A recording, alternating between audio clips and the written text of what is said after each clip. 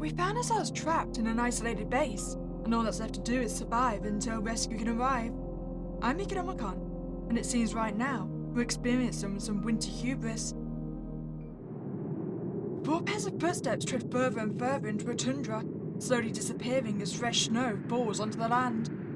A limping man is leaning on another person's shoulder, struggling to keep up with the rest of the group. The scrawny man with a flushed, frostbitten face rubs his arms, attempting to retain whatever heat is left in his body. At the front, an older, stoic man leads the team. He grips 2 bags tightly as he walks onward, occasionally looking behind to make sure the rest of the group is still behind him. How much longer until we reach the base? We're halfway there. Only halfway? The scrawny man rubs his face. He opens his mouth to say something, but a strong gust of wind interrupts him. Whoa! A wave of snow crushes through the tundra, washing out the surroundings in white. Norman's objection gets buried with him under the snow. As the wave settles, Richard turns his head to see that the group, though frazzled, is still together.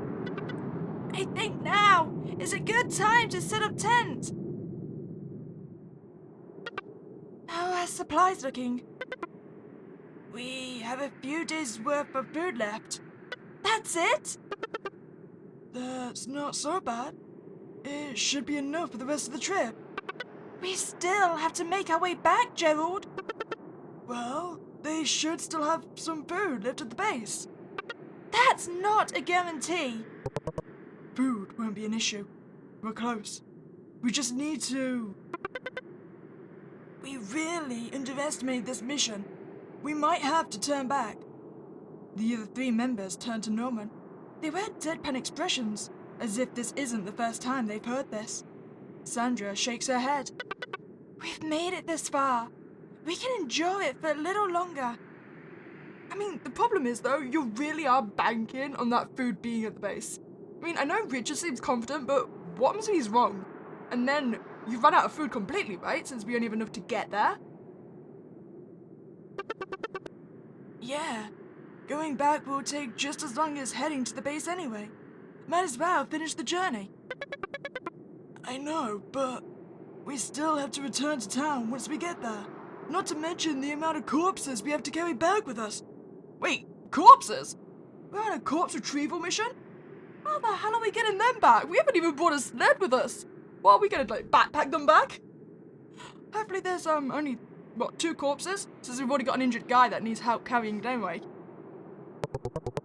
They have multiple snow crawlers stationed there. There's plenty of space to put the corpses in. The ride back will be faster and safer too.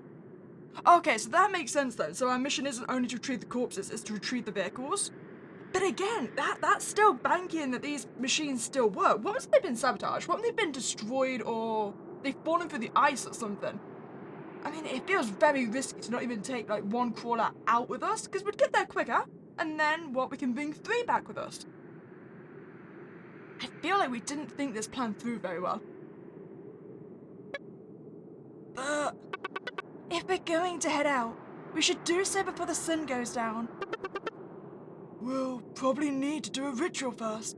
The sores on my leg are not looking pretty. Let me see. Gerald lifts his pant leg and unwraps his bandages to reveal a large cluster of unsightly sores on the verge of bursting open. Gerald winces. Yeah, I'm not leaving the tent like this. We'll get that fixed. Signal the comm. We should get in contact with the servants. Norman's eyes flick towards the comm, then back at Richard. He taps his fingers nervously. We don't need to bother them. As Richard goes to make a rebuttal, a trail of pus drips down from Gerald's leg. I think we do. Before I signal the comm, we should all check ourselves for sores. Sounds good. Okay, so how's everyone doing? I mean, we know for a fact, this is Gerald, right? He's got sores on his leg. How's your leg doing? Gerald puts a hand over the sores. Once we get that ritual commissioned, I'll be fine. I hope that'll be enough. Okay, how are you doing, Norman? Norman flicks his fingers as he stands, head turning from one side of the tent to the other, waiting. He sighs. Before you were cut off by the storm? You wanted to say something, right? Noma's eyes dart towards Richard, then down at the floor. He turns his head and looks upward. Do you not remember? No, I remember. We already talked about it. No, Richard squints. I mentioned how we should go back to town. Oh, well, you know the answer to that. Yeah. Do you have any sores? No. Good. Noma glances at the comm again and sighs. He lowers his head and stares at the ground. How are you holding up? No sores here. Have you checked yourself yet? Not yet. Well, nothing's stopping you. Go on then, Richard, how are you doing? Hover over the body parts to check if they're diseased. Okay, feet are looking good, no disease, no frostbite. Hands are fine. I'd say we're pretty healthy for being outside in a tundra. Is it good that my pride is 10? I mean, that's probably the reason why we won't turn back, right? Rich takes one last look at his body before nodding. All clear. That's good then. Okay, we'll leave. At least we're not too hungry right now. Richard takes one last look at his body before nodding. All clear. Oh, I thought you were gonna message. Hello? Is this Richard's team? Yes. We'll need another ritual from the servants of Disease Infestor. Gerald's left leg has an infection. Alright. What are we working with here? The sores are on the lower calf and are about the size of a football. They're reddish purple and starting to have a mossy texture. They're beginning to leak. Okay, noted. Give me 1 second. So, after the ritual, it'll take roughly 2 weeks for the sore to heal. The patient will also be protected from any more diseases for about 12 hours. Wait, it'll take 2 weeks? So that's still gonna be the problem where he's gonna struggle to move towards the base then, right? Are you sure you don't want to turn back? Because I don't think Gerald's gonna make it. I know you need to make the journey as fast as possible, so it might be better to contact the servants of Flesh and Bones. Do you have anyone on standby that can take care of the disease for your friend there? I think Patricia said that she can still be on standby for us, right? Yes, but I was hoping it wouldn't come to this. Are you sure that the sore can't be healed any faster? Can we pay extra for that? I think we should just ask her to take the sore for Gerald. She can afford to take a 2-week break. We can't. Norman looks at the group gingerly.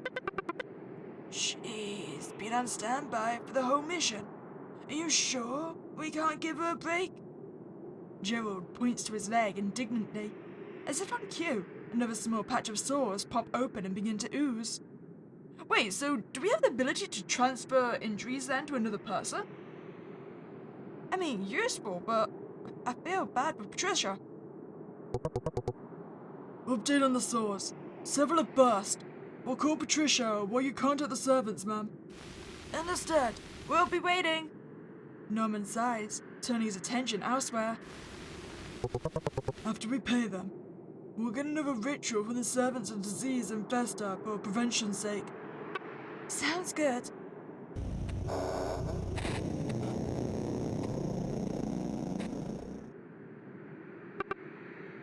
Is your leg fine now? Gerald twists his leg to check the back.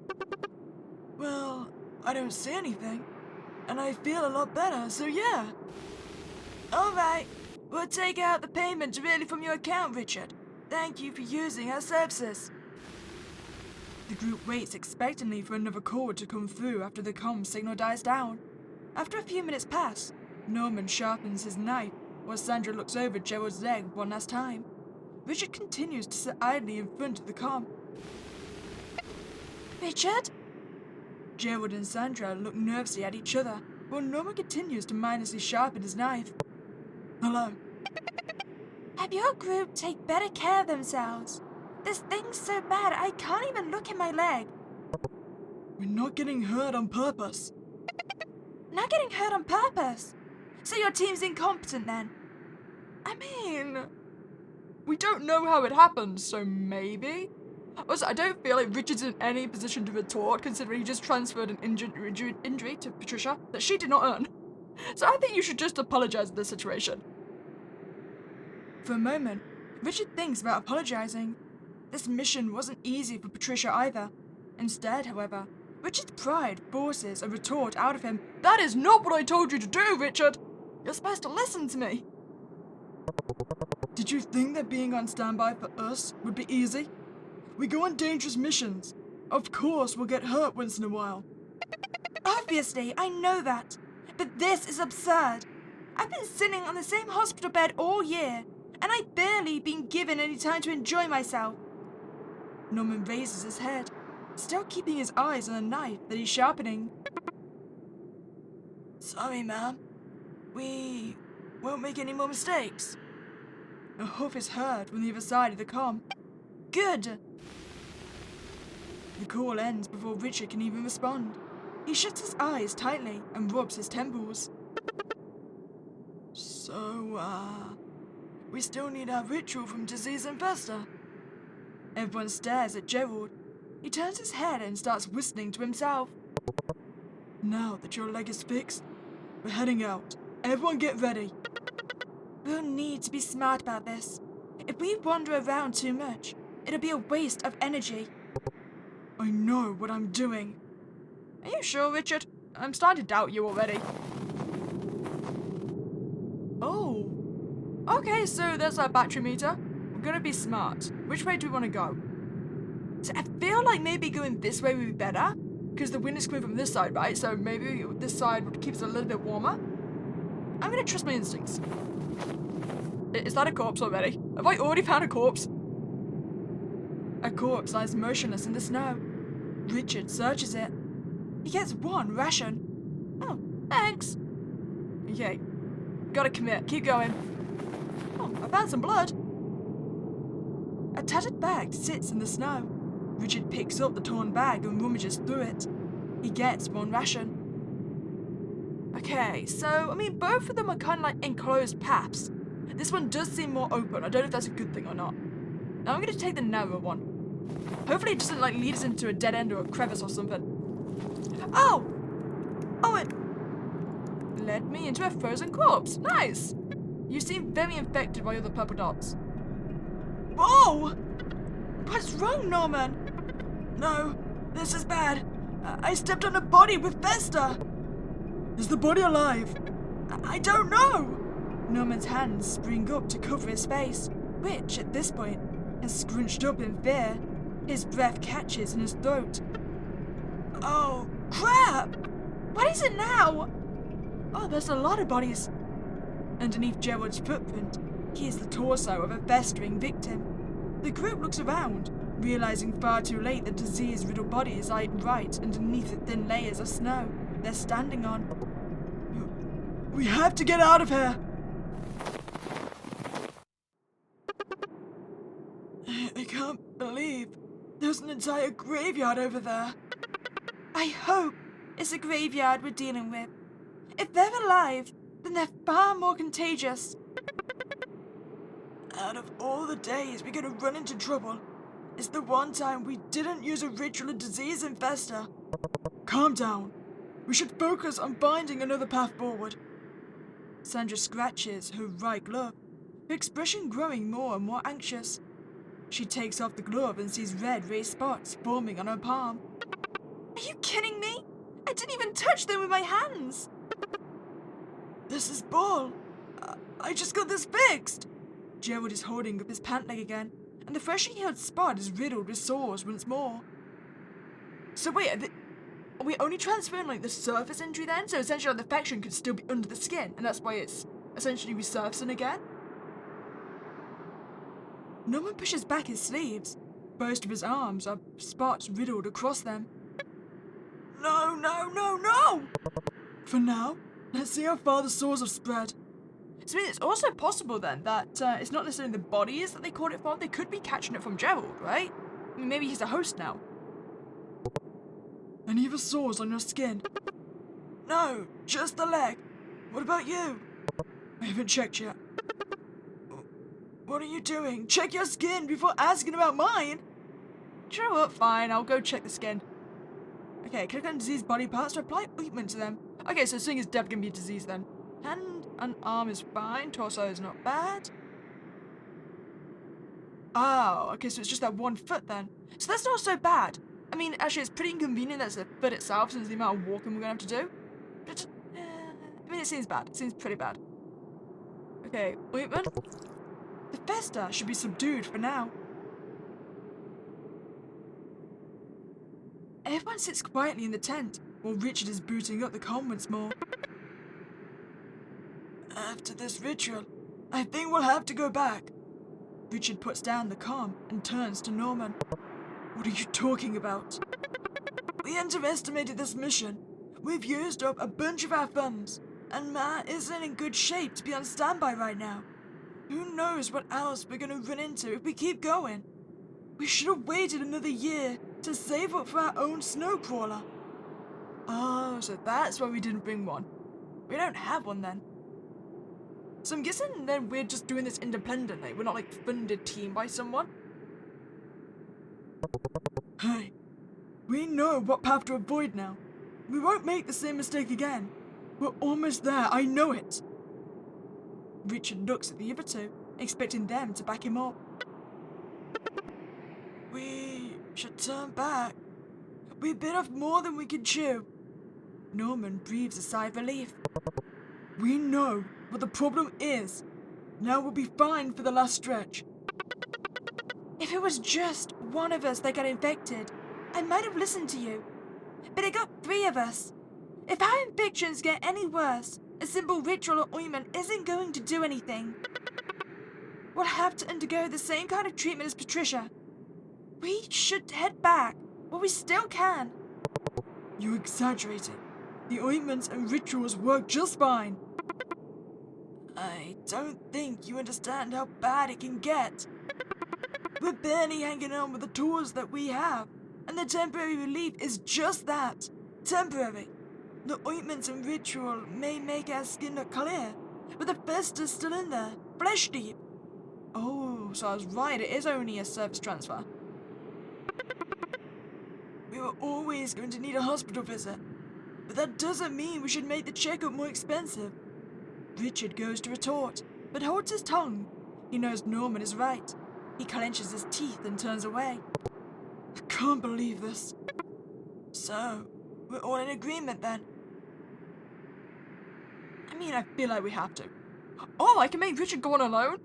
You know what? If you want to be stubborn, Richard, let's be stubborn. Richard refuses and decides to continue alone. Fine. You can all retreat. I'll keep going. Norman squeezes his eyes shut. I knew you'd say that. We'll split the supplies. I won't need much since I'm finishing the route by myself. Are you sure?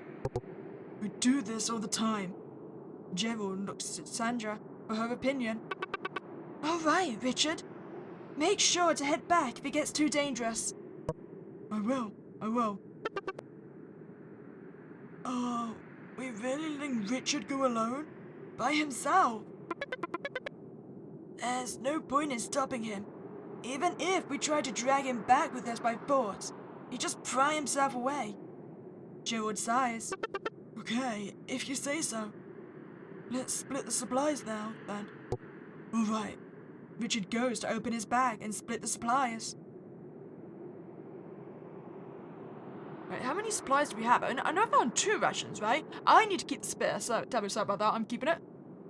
Richard counts the rest of the rations. There's 5 left. I mean, I feel it's fair, then I'll give you guys 1 each and I take 2. I mean, I did find the 2. Richard splits the rations with the rest of the team. There's 2 left. I want to keep this. The spear sticks out in an awkward angle in the bag. Perfect.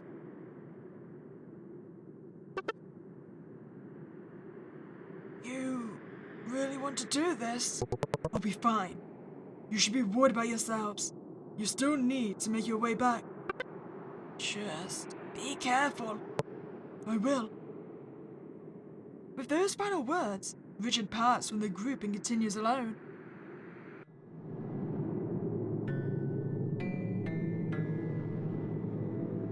Joe, imagine if I, like, managed to get to this base and turn around and come back and I just find, like, their 3 corpses on the route back. Like, they didn't even make it. I mean, they are all infected right now, right?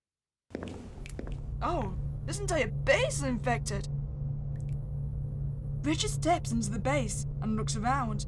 The first thing to catch his eye is the map taped to the pillar in front of him. This will be useful. He chooses to expend more of his energy to grab the map. An entire energy bar just to pick up some paper? Richard, you're in bad state, bud. Richard tears the map from the wall and shoves it into his bag. The second thing Richard notices is the large mass of Vesta. Maybe there's another entrance. As Richard goes to open the door, a terrible realization strikes him. The very entrance he went through just seconds ago is now covered by a thick wall of snow. But how? Richard contemplates the layout of the base. As it sits on the side of a mountain, with the entryway facing outward, it is clearly impossible for the entrance to be snowed in. And surely, Richard would have noticed if there were even a slight tremor. That. Richard grits his teeth. I'm guessing it's got something to do with Vesta then. Wait. I need to contact the rest of the team. There should be a comm around here somewhere. Okay, first search the corpse. It's gonna. Oh, they just expend energy. Richard leans down to examine the body and is greeted with the familiar odor of death. Right below the mossy texture of the face is a clean slit in the body's throat. The dry blood creates a curtain over the tied dress dissert. Richard searches the body and finds a syringe wrapped in plastic. Okay, so that's something. Do we have an idea where the room is going to be? I mean, maybe in repairs? Oh, check-in room. That makes so much sense. If we go through the door and then take a left. Okay, well, I'll go find the comm, then come back to explore. I did realize there was another body in there. So we wanted to take a left through repairs. Oh, there it is. A comm sits on the table. It appears to be functional. Richard dashes over to it and frantically signals his comm. Within a few rings, he hears a familiar voice. Hello? Who is this? It's me. There's a moment of silence before the static picks up again. Oh, Dad! Yes. Are you all back in town? We got back just yesterday. How about you? Are you at the base yet? I am. That's good to hear. So, did you need anything? We've crossed arms. Richard's pointed finger restlessly tapped the side of his forearm, as if he were waiting for his words to come out on their own. Hello? Are you still there? Yes. Did you want to talk about something? Uh-huh. I'm here to talk. Oh, you need help, right? I wouldn't say I need it, but I would like a second opinion on my situation. I'm having some trouble leaving the base. How are you having trouble? I'm stuck in this place because of some kind of avalanche magically appeared. There's snow blocking my exit. Huh? The base is on top of a mountain, right? I don't think an avalanche can cover that. I'm not lying. There's snow blocking the exit. Okay. We'll come over to get you. Wait for us, alright? I'll let everyone else know. Oh.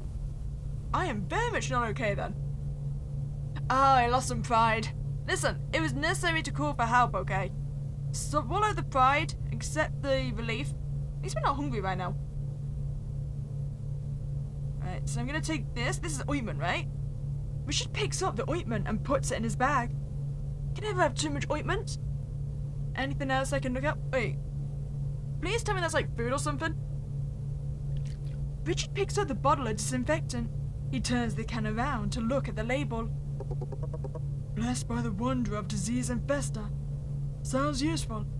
Not something I can put on skin, but it should do well for cleaning. Okay, so useful, not what I was planning for. See, I know I'm very quickly running out of energy, so I'm trying to decide what's going to be best to do. I mean, I've still got 2 rations, right? So that should give me some more energy. I'll read the book. As Richard picks up the binder, paper spills out of it. The contents of the paper are filled with data, spreadsheets, and scribbles. Richard skims through the contents. Doesn't look like there's anything useful in here. Not something for common folk to understand. Richard turns the binder around. The back of it reads Winter Burma's research team. That sounds familiar. I think someone from my hometown signed up for this a few years back. Okay, so yeah, that was a wasted thing then. Oh, but it did give me a new conversation. Continue to read, I want to know something else. Richard grabs one of the papers that had fallen out. Morgan James, lead supervisor of the Winter Vermis research team, assigned by the Council of Disease Infesta. Looks like they got hired by some important people. Richard flips through a few more pages and finds a sheet with employee information written on it. He looks at Morgan's profile and winces. 23 years old? Richard's mind travels back in time, trying to remember what he did at 23.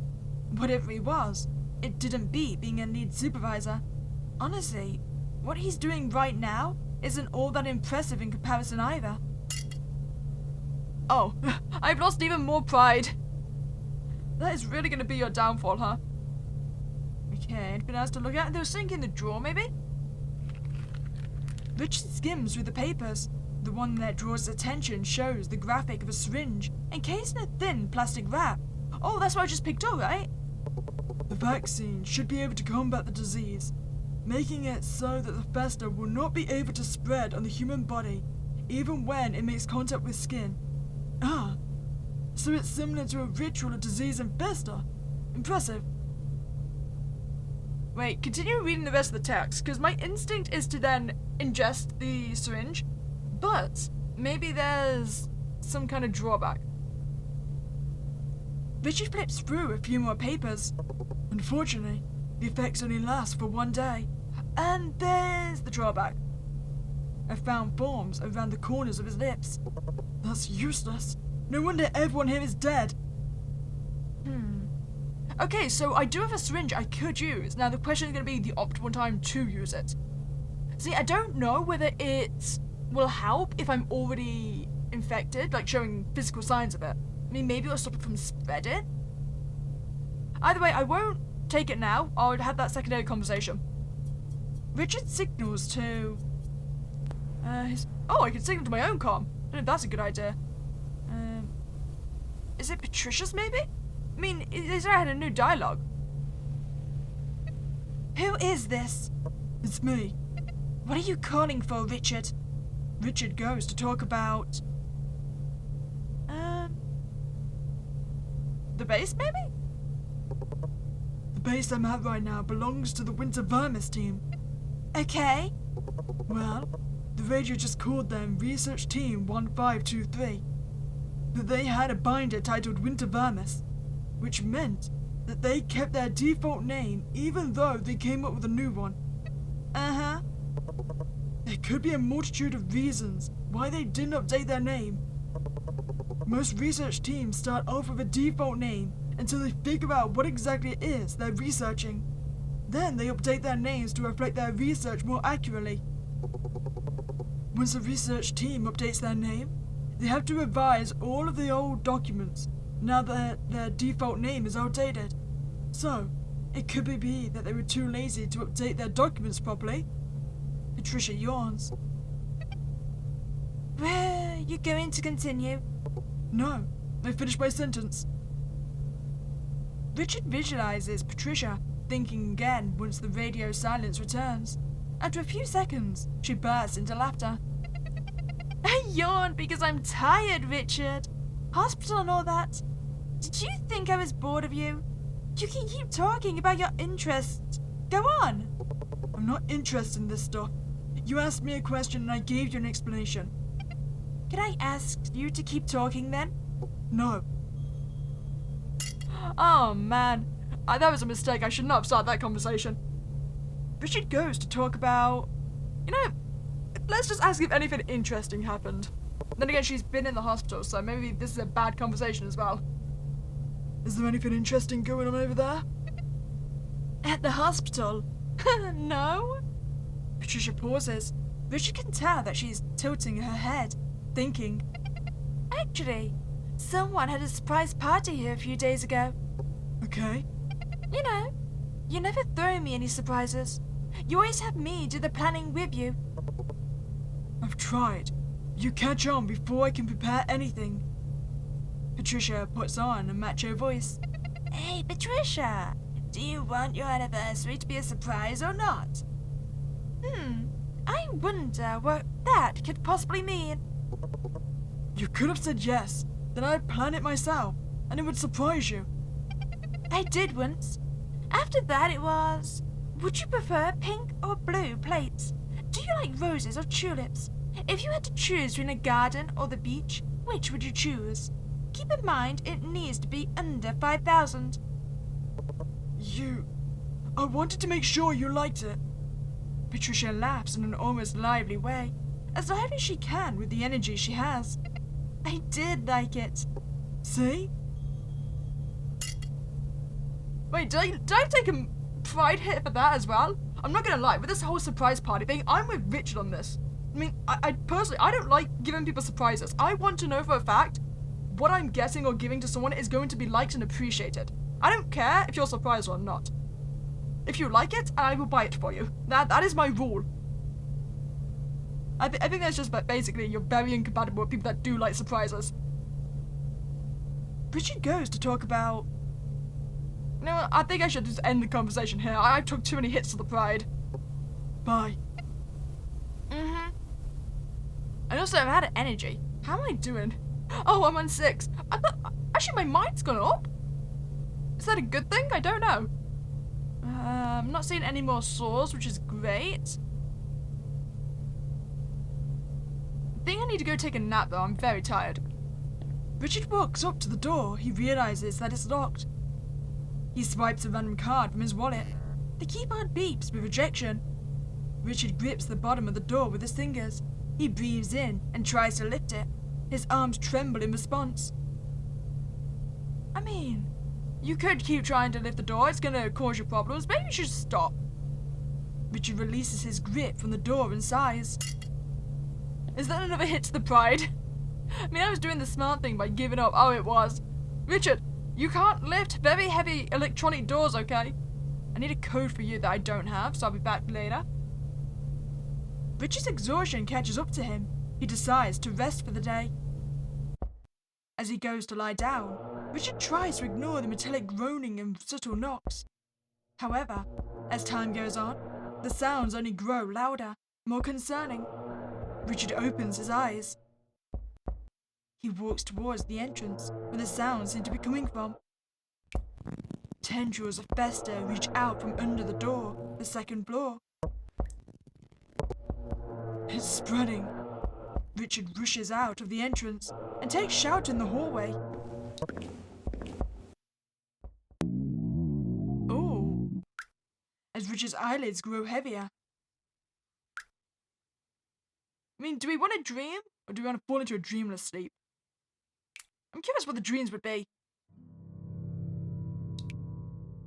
Richard stares at the endless field of gold, swaying gently near the ocean's tide. A glowing light separates the sky from the horizon. He sits on his uncle's porch, kicking his feet idly. He takes a bite of a fresh tomato, and a drop of juice lands on his palm. Dinner's ready! His uncle's voice echoes from the kitchen. Get in here before your food gets cold! His aunt's voice echoes from the dining room. Oh. That was not an aunt's voice. Sorry. Followed by the sound of plates clinking on the dining table. Richard wolfs down the rest of the tomato before standing up. As he opens the door to the house, he wipes his hand on his pants. Day 1. So how many days do you reckon I've got to survive out here before they arrive? And even if they do arrive, will they even be able to get in? Okay, so we're missing a keycard for you as well. As Richard walks up to the door, he realizes that it's locked. Guess I'll need to find a way to unlock it. I mean, there was. I'm guessing both of them are going to be locked. There was a secondary body in the entrance. Richard glances at the door. The growth is clearly coming from within. He takes a step back. I don't think I should go in. At least not without some kind of protection. I mean, I could then inject myself and go in. Because I feel like the keycard's going to be on the secondary corpse I didn't look through. Okay, tell you what we'll do. This may be wasting it a little bit too soon, but we do need to go check. So I'll take this. Richard recalls the documents he read in the repairs room. 1 day of disease resistance. Richard uses the syringe. Richard injects the syringe into his arm. Okay, so now we can go check then. Oh, crap! Okay. Can I even see the secondary corpse right now? Richard leans down and examines the corpse. The smell is unpleasant but bearable. There's a slit on the body's throat, with the culprit being the stained knife settled in the corpse's diseased hand. The fester died off with its host a while ago. It should be safe for me to take this. He pulls the fingers apart and takes the stained knife. He searches the body, but finds nothing more. Ah, crap, I was really hoping there'd be a keycard. Part of the room is coated with a mossy texture. A mass of fungi expands and deflates, as if it's breathing. No, it is breathing. On closer examination, Richard faintly sees the shape of a human body. So, it can get this bad? Richard reaches for his spear, but hesitates. Do you want to live? The corpse continues to breathe. Ask again. I'll be leaving this place any time now. I can try to take you with me. I don't think that's going to work. I mean, even if we get out of here with him, he's going to be in isolation and locked down and potentially experimented on. Richard grimaces at the fester. There's no telling how much it may cost to fix this. A researcher's pay definitely won't cut it. Make some kind of noise if you want to die. The body continues to breathe. Richard's teeth threaten to crack with the amount of pressure he's putting on them. He lets out a heavy sigh. I'm not getting anything out of this. I mean, are you sure there's even any consciousness left? I mean, he's just entirely spores by this point. I think it'd be a mercy just to kill him. The damage is already done. The fester has been feasting far too well for far too long. It would take months for the spores to die at this stage, even with its host dead. Richard stabs the body. A breathy sigh escapes from the clogged throat. I mean, I personally think it was the right thing to do. I was being merciful, okay? After searching the body, Richard finds no further use for the corpse. Damn, there's absolutely nothing else in here. What about in the box? Richard rummages through the box. He finds 4 ointment. I mean, that's useful. It's really not what I wanted to find, though. Okay, it's definitely not in here. So it's got to be somewhere in repairs, then. A small handwritten note is tacked to the wall. Richard reads it aloud. Stop eating lunch in the repairs room. We've had too many close calls. It's a miracle that they survived as long as they did. Richard looks at the note, then back at the poster. That's not ideal. As Richard walks up to the keypad, the screen lights up. Mechanical wiring fills the room as the system activates. User permission system is online. Please scan your ID to update access permissions. I need an ID. As Richard fumbles through his pockets, searching for a valid ID, the machine suddenly stirs. Give him access. User permission system is online. All access permissions granted. What? The machine dies down. From the other room, Richard can hear the sound of multiple doors unlocking. I mean, that's concerning. That was in the same red text that when the option came up for me to kill or leave the host alone, there's there. Okay, is there some kind of like sentient hive mind of this spores thing that want me to actually go explore the base? At least things are open now. Is it the supply room? Hell yeah. Wait, there's dog food. Is there a dog here somewhere? I'll take the food. Richard lifts the bag of dog treats and shakes it. Not a lot left in there. He shrugs and puts the treats into his bag. Okay, good thing to search. Do I want to touch the top? I'm just thinking. It could be infected with spores. Maybe look through the boxes instead. Richard rifles through the boxes. There are a few with canned food stored in them, but most of them are empty. Oh, is that a bag of rice? Richard pulls one of the boxes closer and finds dry curry mix as well. Premium curry, is it? Richard picks it up. So can I have all of this? Okay, puts his rice in his bag. And to each take, like, a single energy. Oh, I could just eat it now. Eat it now. Richard opens the can of meat and takes a bite out of the cold canned meat. It's not his favourite texture, but Richard reminds himself that he's no longer a child. He takes larger and larger bites, slowly chewing through the somewhat spongy texture and unrendered fat. Okay, please restore energy. No? Oh, it probably just helped my hunger, never mind. Put it in your bag. You don't need to eat anymore right now. Just take everything. I don't think there's anyone else alive here that needs it. Alright, before we go on. Okay, hunger's 11, mind is 13. I think pride should start going up. I mean, I've yet to get myself reinfected. That's something to be proud of, right? Do you know what? I am curious about this top. What's going on with it? A tie-dyed shirt rests on the drying wire. The dye has long since dried out. What is this?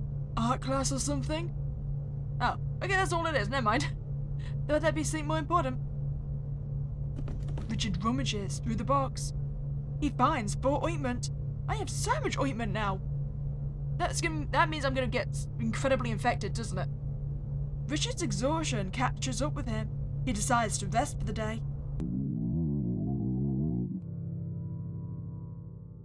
Richard! His uncle stands next to the car impatiently, tapping his foot on the crunchy gravel. Richard peeks his head out from the backyard, a bag and scissors in hand. Hurry up, Richard! We don't want the moving trucks to get here before we do, his aunt yells. Jesus, I can never match these voices. Richard turns his head back to the small tomato garden behind the house. He scurries to one and stakes and snips a few more of the fruits into his bag. Richard! He tightens his grip around the bag's opening and runs to the front yard, past the swaying wheat and for sale sign. Day 2. Okay, so now just read through the book. Richard picks up a tattered-looking cookbook from the floor. Jerry's cookbook.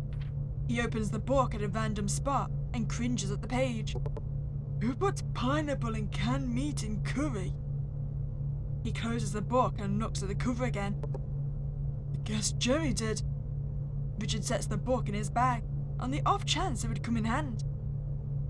And we are judging you though, Jerry, just so you know.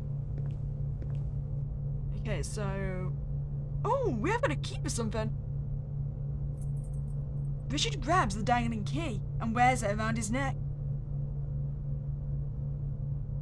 Richard leans closer to the wall and reads the sticky notes. Jerry, can you stop cooking in the dorm? Everyone's trying to sleep. Quinn. Can someone remind me to water the plants? I keep forgetting. I have some leftover curry in the fridge upstairs if anyone wants it. Jerry. Richard's attention wanes the more notes he reads. There's nothing interesting here. So I'm guessing this is the entire research team, right? Oh, wait. Why are we losing a lot of people here? That's concerning.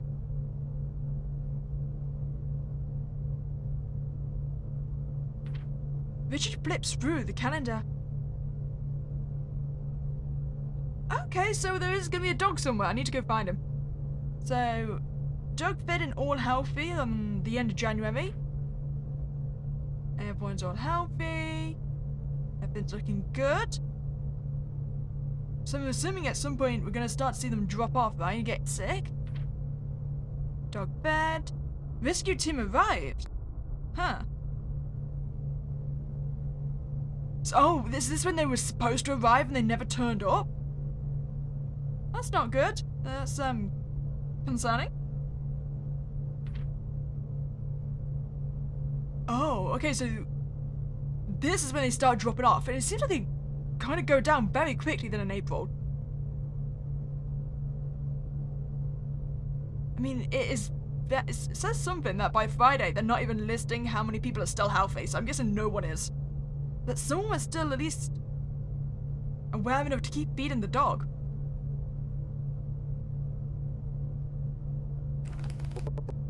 It's been a while since his calendar was updated. Richard picks up the pot and flips it over. It's empty. He looks at his bag and considers stuffing it inside. After deliberating for a moment, he squeezes the pot into his bag. May come in handy. Can I take the burner as well? A portable stove sits on the table. It's plugged into the outlet on the wall. I bet I can cook something on this. I'll need a spoon to stir the food though. Richard rummages through the box. He finds 4 ointment. Speaking of ointment, how am I doing? Healthy, that's how I'm doing. Oh, I'm starting to get hungry though.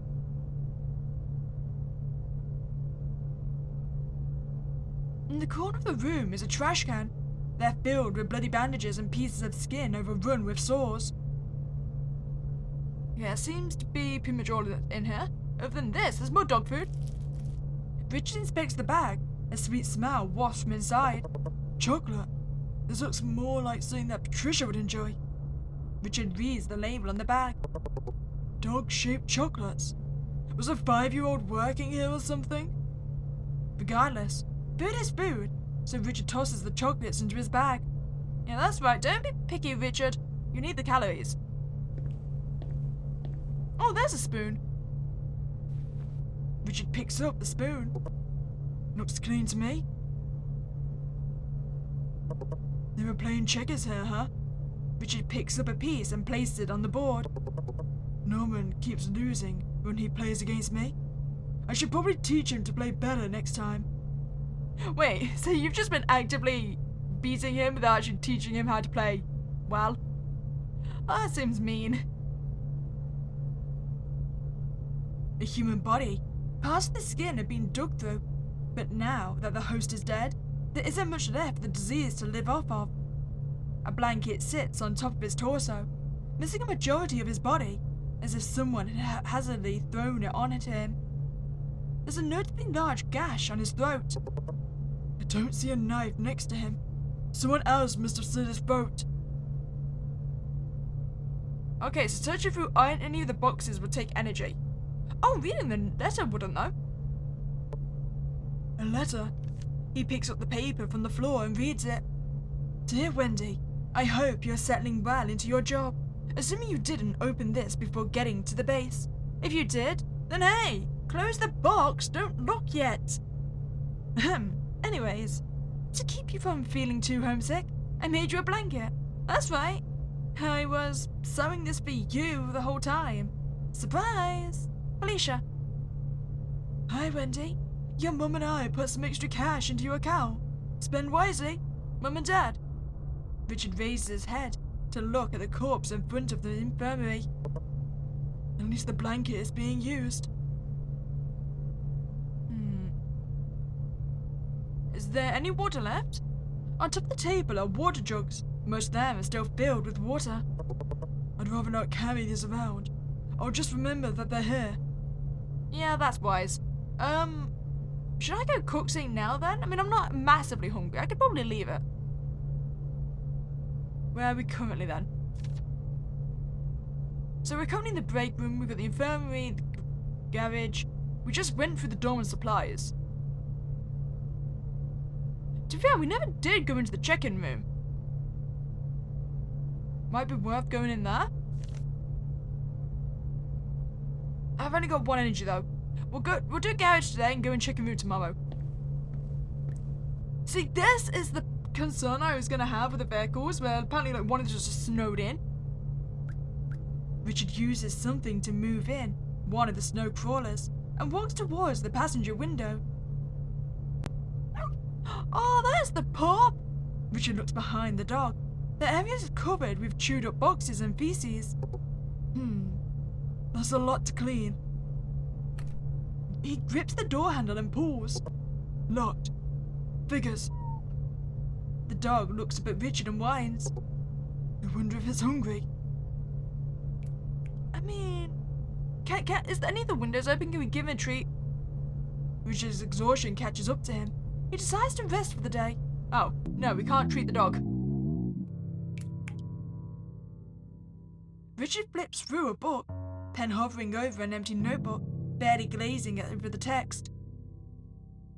You made sure to do your laundry, right, Richard? His aunt looks over his shoulder. Oh, what's that you're studying? Something about rituals. It's not that interesting. Well, I heard you get paid well if you land a job as a servant for a wanderer. Have you put any thought into your future, young man? I'll probably just do whatever Uncle's doing. His aunt scrunches her nose and clicks her tongue. No. You shouldn't join a rescue team. What's the point in investing in your education if that's where you're going to end up? Richard shrugs. Then I'll just drop out and get a job early. His aunt rolls up a piece of paper and slaps him on the head. Don't even joke about that! Day 3. Okay, so now can we give the dog a treat? Come on, pup, I'll feed you. I don't know how long you've been in there for. Okay, feed him. Richard pulls a dog treat out of his bag. The dog sits patiently. Richard presses his palms against the window. Oh, I've got a new conversation. It's all the way over the other side of the room, though. That's a problem. Okay, shovel. Richard picks up the shovel. He instinctively looks back in the direction of the entrance. I mean, could I try and dig my way out? Is that even viable? Richard unties the bag and opens it before shutting it immediately. Animal feces. He ties the bag and leaves it. Richard examines the bag. Still plenty of dog food in here. He takes a handful and puts it in his pocket. I mean, I have got food for you then, I need to find a way to get you out. Richard rummages through the box. He finds raw ointment. I'll have to come back soon when I actually find the keys then. Okay, we'll leave for now. I do need to go feed myself. Oh, I'm basically out of energy again. Wait, which room's that with all the things coming out of it? Repairs? Richard glances at the door. The growth is clearly coming from within. He takes a step back. I don't think I should go in. At least not without some kind of protection. Well, we'll leave it. Richard picks up the notebook and flips through it. The first couple pages are filled with photos and drawings. Eventually, Richard finds pages filled with old text. So, they named it Winterfesta. Richard flips to the next page. It's empty. Looks like they weren't desperate enough to serve a new idol with no worshippers. He shuts the scrapbook and lightly tosses it to the side. They should have just become his servants. If they knew what was in store for them. Not that it matters now. Don't think there's anything else we can check out in this room. I could go to check-in. There's the keys. I'm not gonna have time to get back though. Richard looks at the keys sitting on the desk. It looks like it belongs to some sort of vehicle. This must be for one of the snow crawlers. He pockets the keys. Okay, again, I've got absolutely no energy. Don't think I'll be able to do anything, will I? Richard's exhaustion catches up to him. He decides to rest for the day.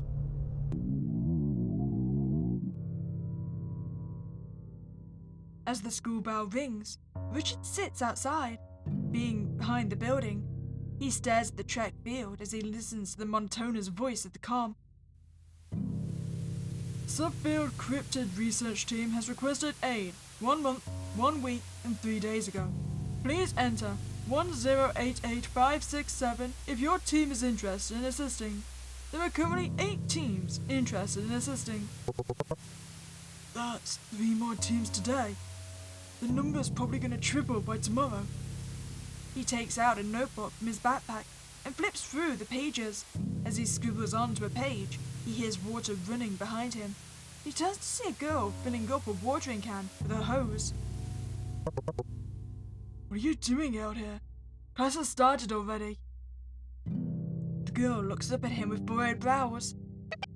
You want to talk? She lifts the watering can with both hands and walks away, disappearing as she turns behind a corner of the school. Richard looks back at the hose and squints. Water is still leaking out. He lifts himself from the bench and tightens the valve. He shakes his head and walks down the same direction as the girl. Inside a quaint greenhouse are aisles full of growing fruits and vegetables. The girl lifts the watering can over a potted plant and tilts it. Hey, make sure you actually shut the water off next time. The thing was still running when you left. His comment is met with silence, and the girl continues to water the plants, as if she's unaware of Richard's existence. Richard turns to leave with a hoof, but his eyes catch a familiar fresh red colour. He leans in closer to stare at the glistening tomato hanging from its stem. Don't eat that one, it's mine! As Richard looks to his left, the girl suddenly appears beside him. You can eat that one, though. She points at the squashed tomato on the floor. So our friendship started off well. Or relationship, or rather. Are we married? I mean, we share kids, apparently. Oh, you suppose we've been creeping into my room now? That's not good. That's the only way out, isn't it? Okay, I'm not currently infected. I'm gonna be after I pass through that room, though. I am very hungry, though. I really gotta go get back. Okay, if I stay here and search, am I gonna have enough energy to get back? Potentially not. Okay, we'll have to just leave. Richard glances at the door. The growth is clearly coming from within. He takes a step back. I don't think I should go in. At least not without some kind of protection. Enter regardless. Yep, that's a lot of spores. Break room? Am I infected now? Yes, I am. It's good I got a lot of ointments. Okay, so it's just those 2. We'll go grab the dog and then we'll go get food. The disease pulses as Richard goes to grab the object. Lifting his hand takes more effort than usual. This could get tiring. Richard's hand tingles slightly. Richard uses the key to the snow crawler to unlock the door. The dog happily hops out and paws at Richard's leg. The dog whines, probably hungry. I mean, I've got some dog food. I could pet the dog as well. Wait, I could eat the dog! Damn. I mean, eventually we'll probably do that, but right now I'll just give the dog some food. Richard's hand tingles slightly. Have I just infected the dog? Richard places some dog food on the floor. The dog eats happily. Come on, now I need to go get food. Richard reminds himself to not scratch the itch on his face, even when it pesters him with prickly spikes to his nerves. Richard's mind wanders as he stares up at the grey ceiling, combing through his memories in hopes of calming himself down. His hands graze over a warm, comforting golden field. His uncle sits on the porch reading a newspaper. His aunt picks a blooming wildflower on the side of a road. He spots a frog right outside of his classroom on a rainy day. His uncle hums a tune as he sets down a dinner plate. He sees the back of his aunt, dressed in black. He reaches forwards to put an arm around her shoulder. Richard is alert, more alert than he was before. His heart sinks. I mean, it's now really a good time to be emotional. You know, Richard, even though I feel like you should probably let them out, maybe now isn't a good time. Bottle it up, be logical still. Shake your fears away, okay? Richard focuses on his breathing. Slowly in, then out. In, then out. After a few minutes have passed, his chest rises and falls at a slower pace. Okay, wait, so am I feeling more infected now? The feeling doesn't go away. Whatever it is, it lingers in his mind, travels to his throat, and stays around the corners of his eyes. As soon as Richard blinks, his eyes betray him. He covers his face with his palms, shivering as he weeps. Richard covers his eyes with his sleeve, hiding his tears in the empty room. Is that my pride gone even further? Oh yeah, I was feeling very infected. My hand's still bad? Okay, this is spreading so fast. I have no pride. I should eat something though. A portable stove sits on the table. It's plugged into the outlet on the wall. I bet I can cook something on this. Richard takes the pot out of his bag and puts it on the stove. After placing the pot down, Richard realizes that there's nothing in it. Wait, so can I not cook? Do I need to go get water? Oh man, this ain't good. Or can I add things from my bag? Can I combine them? I mean, I feel like rice in the pot. And then I need water though, don't I? Put it in the pot. Richard takes the pot out of his bag and pours the rice into it. Also, I never actually worked out what the key was for. Oh, there was the locked box under the bed in the thing. I didn't look at it. I forgot about the key. Richard takes the pot out of his bag and pours the curry into it. Do I need to go get water as well? I could put vegetables in, but let's not use everything at once. Okay, so is this good enough? He goes to cook the food and he realizes that he needs to add water first. It's fine, I know where the water is. Don't use energy, okay? Jugs of water remain on the table as Richard had left them. I'm out of energy, crap! Richard's hand tingles slightly. Richard pours some water into the pot. Yeah, okay, so this is the problem that me being infected. I'm essentially dying at this point, aren't I? Oh yeah, yes I am.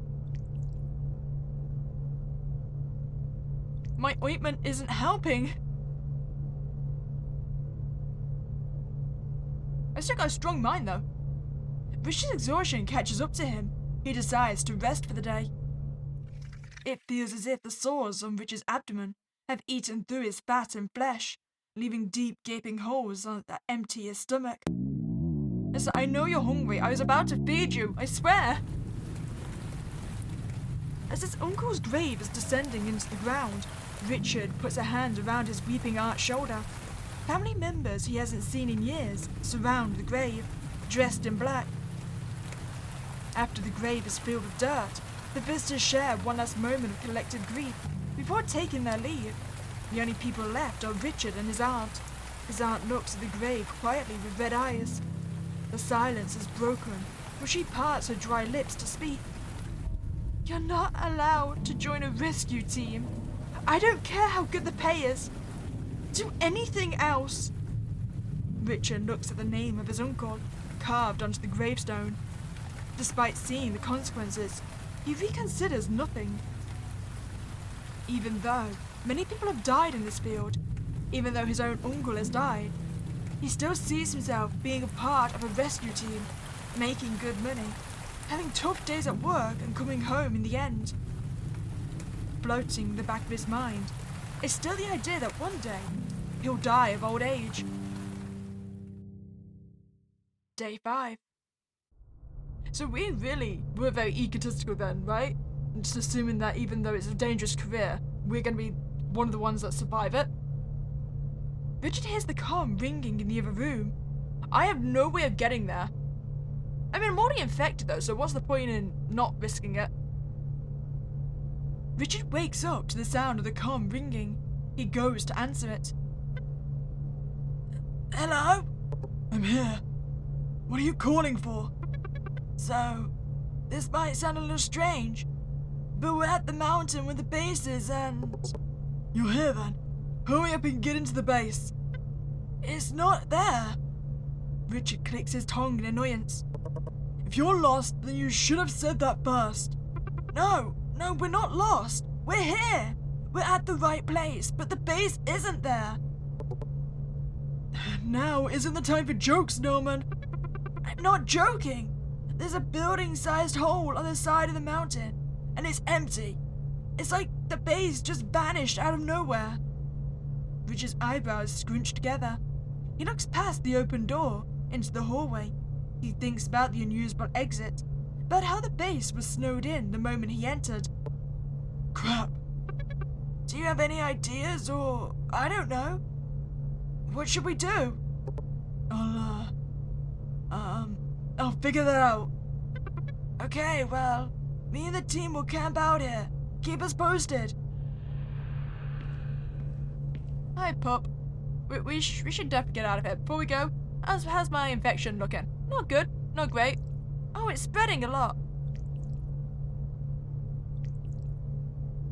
I am definitely gonna run out of ointment. So we had 4 body parts that were healthy. That's very concerning. Okay, I really gotta go cook though. I'm so hungry. It's the dorms we need. Richard feels an itch on his face. A mental image of the festus spreading to his brain flashes before him, then disappears just as quickly. Okay, there's my mind going down.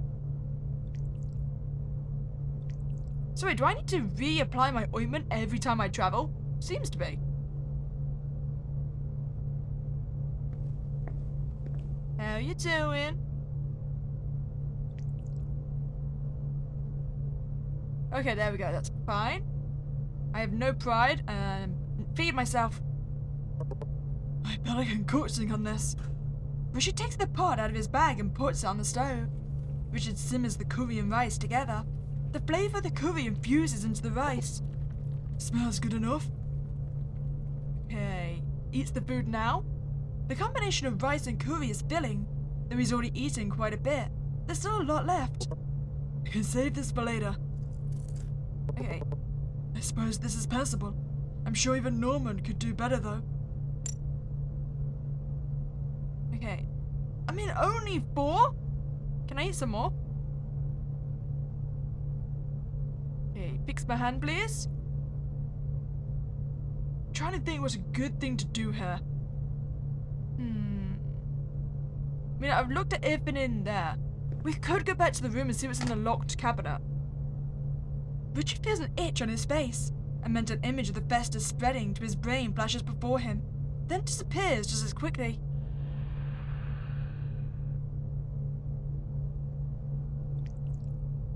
You know, I don't think I'm surviving this.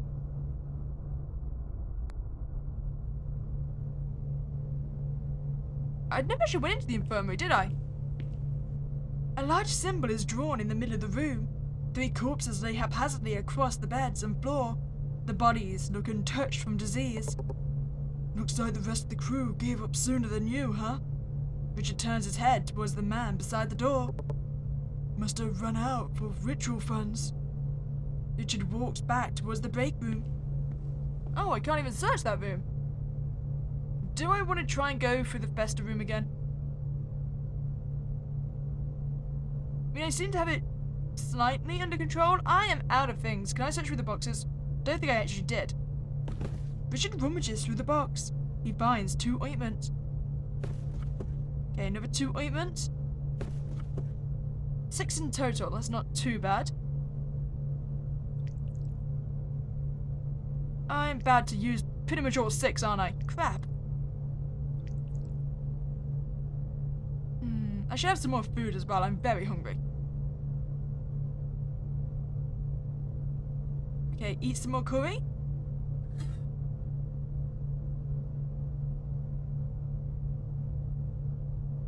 Wait, I'm still only on 4?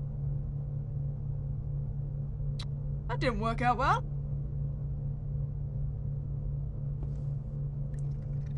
Yeah, the itch on your face, huh? Maybe you should just let it take you.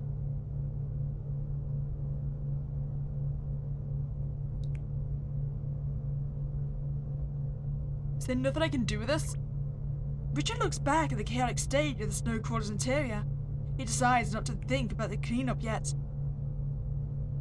Would you like some more food? Still plenty of dog food in here. Okay, so I can feed you at least. Probably hungry. Richard goes to move, but thinks for a moment first. I don't have the energy for this. I need 2 to feed the dog? I'm out of energy.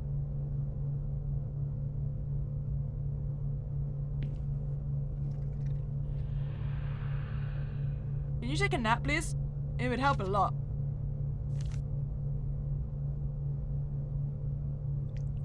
Okay, well, we're out of things now. Richard checks the buckets again, but finds nothing.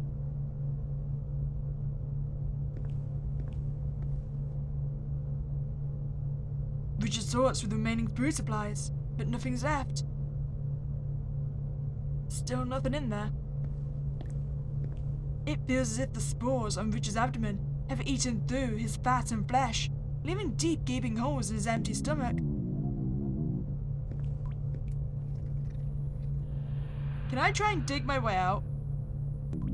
I know you're basically dead at this point. Richard takes the shovel out of his bag and begins to dig. He digs and digs, walking forward, but never further. Continues to dig. Though he knew he wasn't getting any further, Richard digs forward regardless. Not that he was actually going forward, really. I'm just persistent. Is this just breaking my mind? Useless mounds of snow pile up behind him and simply disappear just as quickly. Richard refuses to turn around, fearing that I will see the familiar entrance just as far away as it was before. I don't think there's any way around it, is it? Rather than wasting any more effort, Richard drops the shovel and it lands with a soft thud in the snow. He walks back into the base, but as he looks back, he can't help but notice the shovel is gone.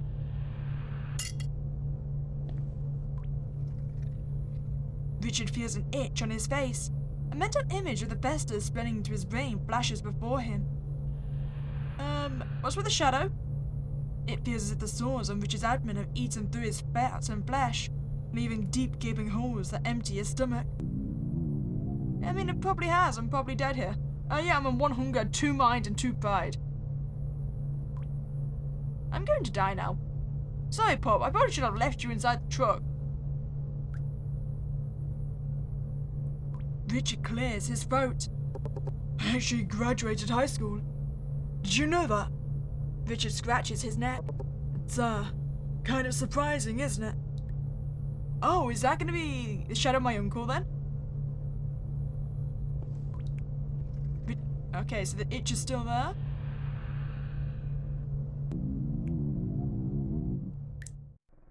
Richard wakes up, and his body is cold. A growl escapes from his empty stomach, but he doesn't have the energy to acknowledge it. He stops forcing his eyelids to stay open, and lets them close comfortably over his eyes. Standing up and staying awake seems so impossible right now. After I'm done with this nap, after I feel more awake, Richard passes out quietly for one last time. I feel like I did fairly well. I mean, I got us to day 5, right? Before I let us starve to death.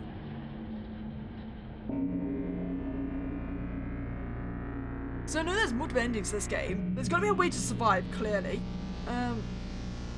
Probably if I die by Festa, maybe I can go insane and and probably, if I go insane, do you reckon I'm gonna slash my own throat like everyone else in this building?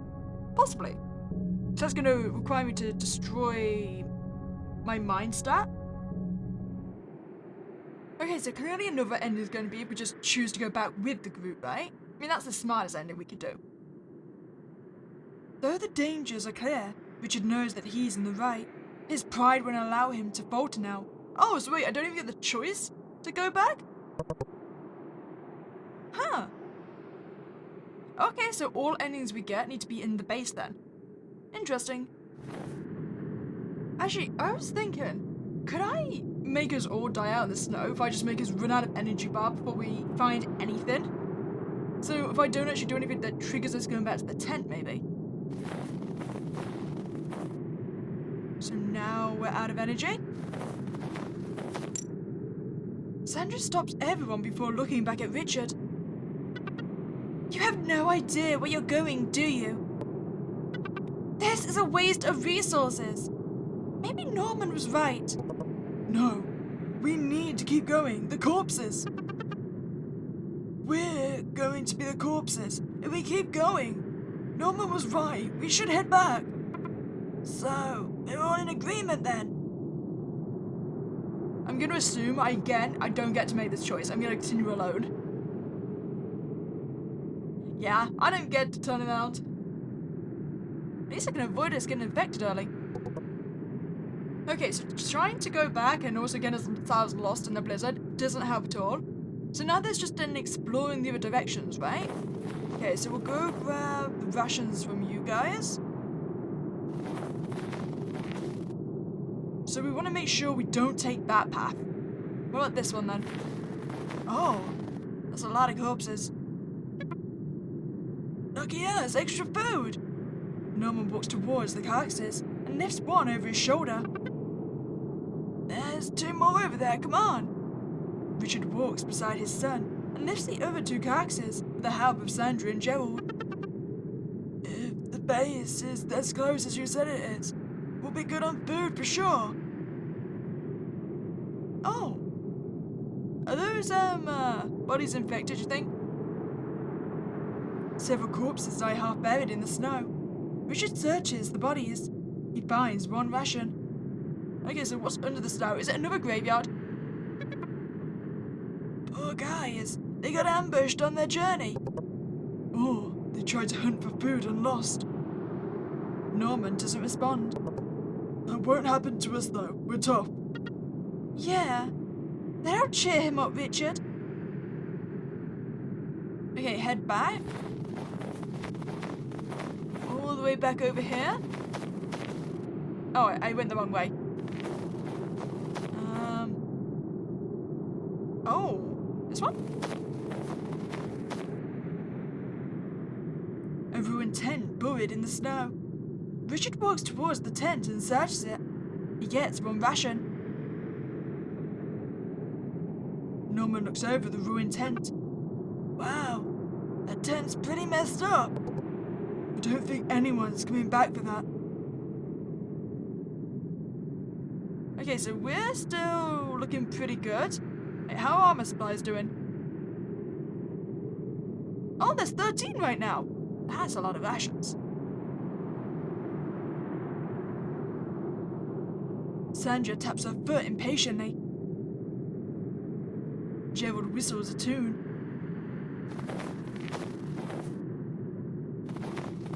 Okay, that goes back to our tent then. Oh, wait, so do I just looped around? Okay, so we've been everywhere then.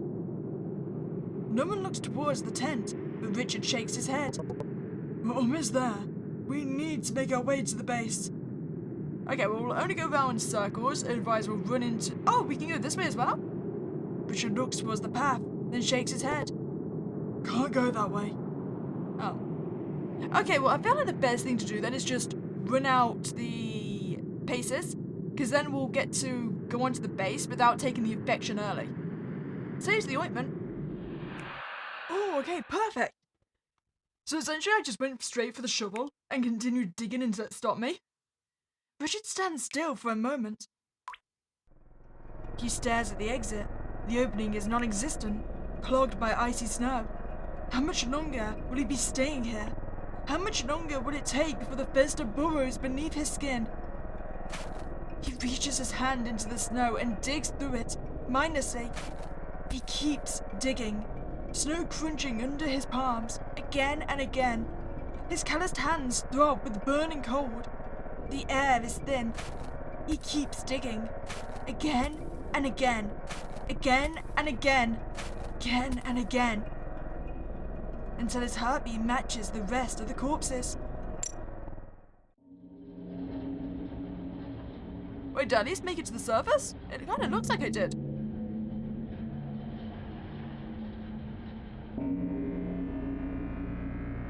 So I do think that ending is different from our mind break ending. I think it's gonna be. So now I still need to do something that causes my mind to drop. Okay, so yeah, definitely the shadow turning up has to probably do with how cracked my mind is. So now I'm down to 4. A bittersweet smile forms on Richard's face. It's been a while. I don't have the energy for this. Why don't you take a nap then, bud?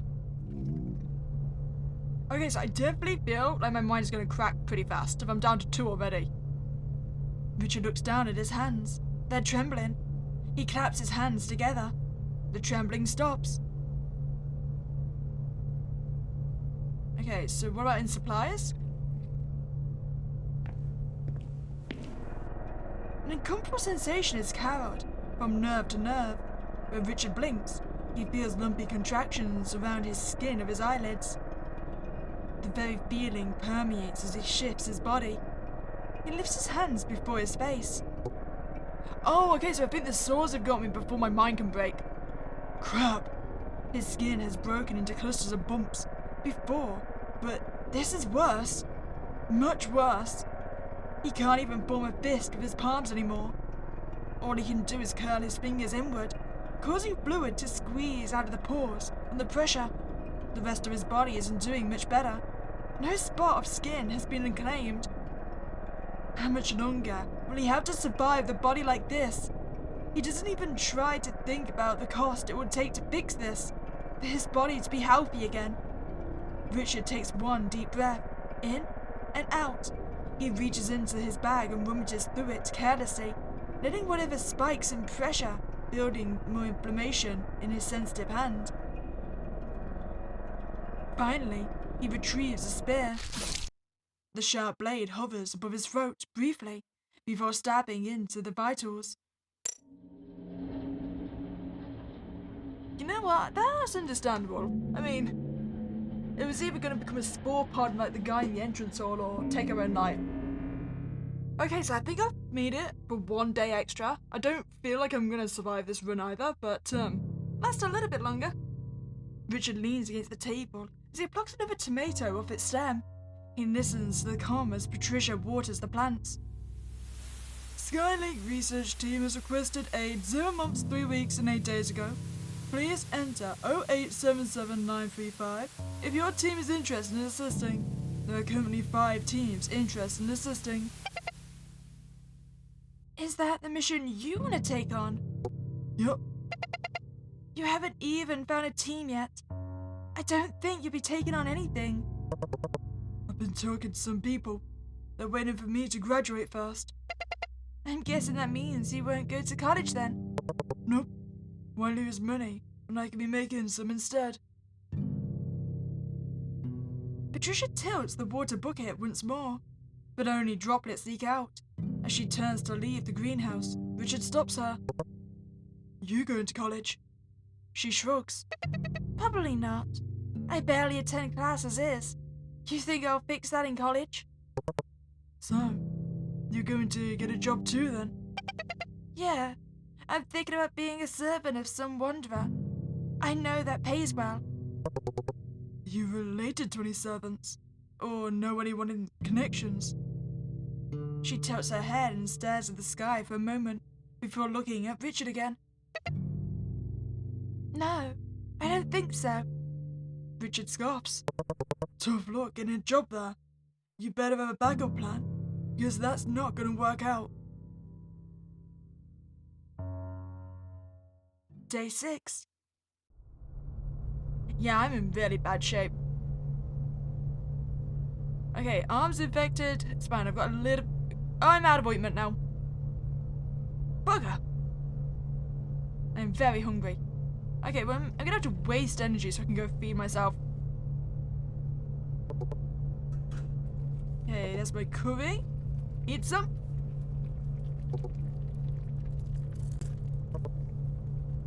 Maybe if I eat some chocolate as well, that would help with the hunger.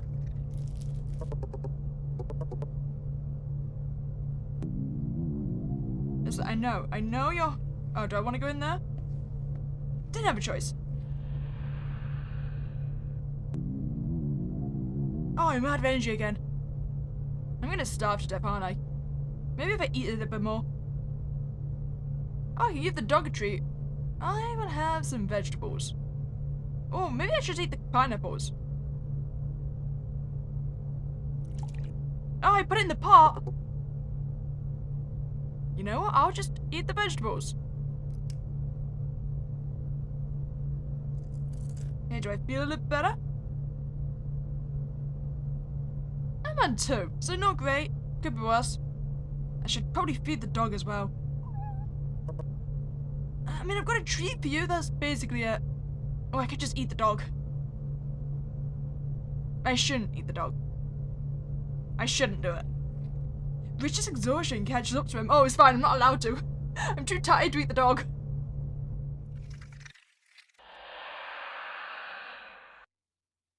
Okay, so the souls are still eating through me.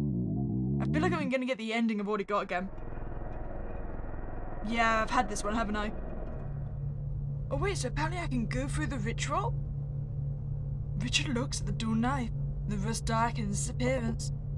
Maybe I should clean it at least. Yeah, but that requires going into the poison room. Wait, disinfectant. That should clean it, right? Okay, so can I clean it with disinfectant? Richard grabs disinfectant and polishes the knife surface. It's almost glowing, and somehow it feels as if it's sharper. Okay, so now I can do the ritual? The ritual tools stare through Richard. He doesn't stare back. Maybe it wants an offering. Goes through the ritual. Richard takes the knife in his hand shakily. I need to do this. He reads the prayer from the notebook as voices fill his mind. He brings the knife down on his hand. There, an offering. So have I done a good thing? I mean, I've lost everything. As Richard goes to open the notebook, voices blurt into his head once more. He decides to leave it be. I don't know what that ritual was. Was it to protect me from the fungus thing? I mean, even if it was, I don't know where we go from here. I mean, it's not quite reached us, but it's definitely getting here. Yeah, sadly the dog starved to death. I couldn't get back in to feed it.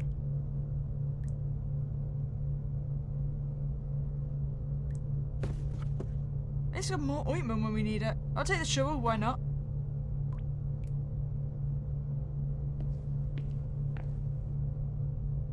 I'm not sure what to do now then. I mean, we could try and get back to speak on the radio, but with 1 health that doesn't seem doable. Maybe I should just sleep. Why not? I mean, I've got good sanity this time.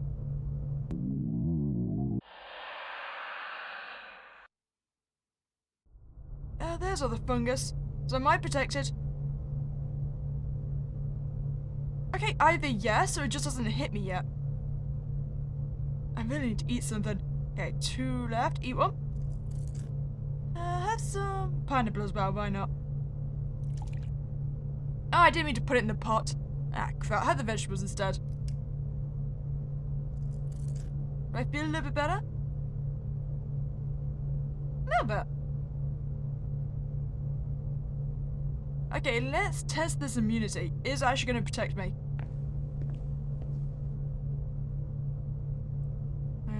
In here? I mean, it seems to... Oh, no, there it is. Okay, here is some healing salve. See if anyone can be caught on the radio now. I mean, are you guys here? I could request a ritual. Do I need one right now? Probably not.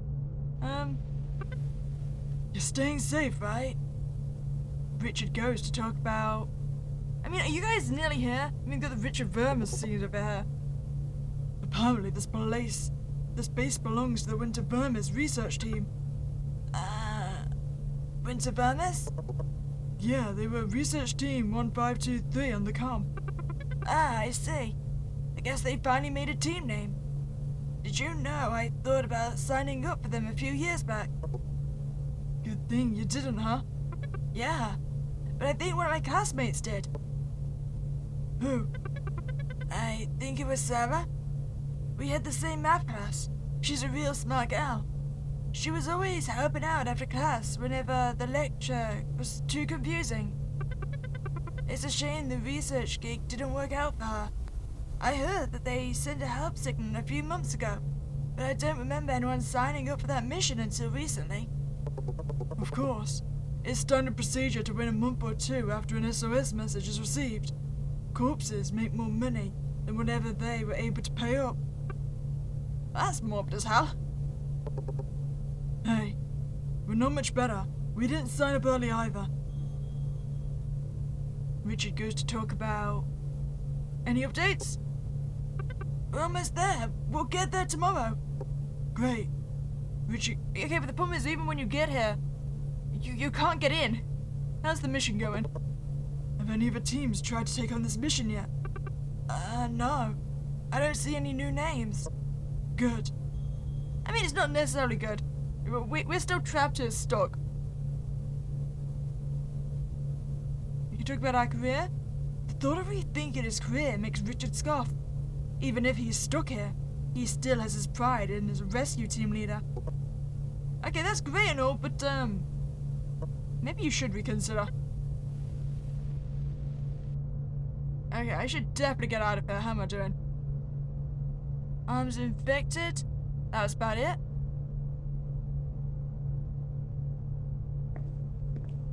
I am gonna be so infected by the end of this. At least I should have a good amount of ointments. Oh, 30! I've got more than enough. I just need more food, that's what I need. Okay, is there anyone that's not currently moldy as hell?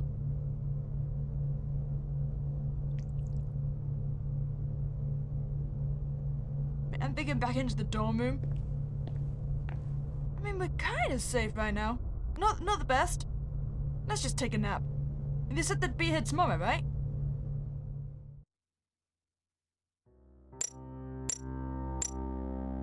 Wait, did I do it to survive? Richard! Richard's eyes weigh heavily on his face. Is he alive? Of course he is! A hand slaps him on the cheek, and Richard's head turns to the side. Should we pour water on him? No, just let him rest. We can check on him later. Two pairs of footsteps disappear into the abyss. After staying in a comfortable sleep for a little bit longer, Richard finally opens his eyes. How are you feeling? Richard groans as he shifts underneath the heavy sheets. Tired? How long did I sleep for?